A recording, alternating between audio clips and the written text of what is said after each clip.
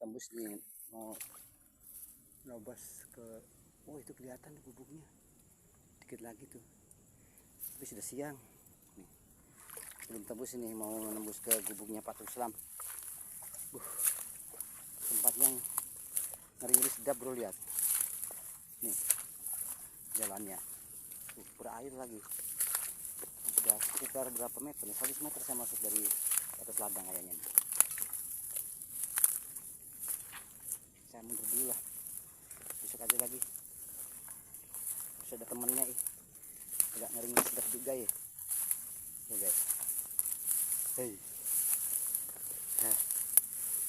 Insya Allah ngeri-ngeri sedap. Mundur dulu, mundur.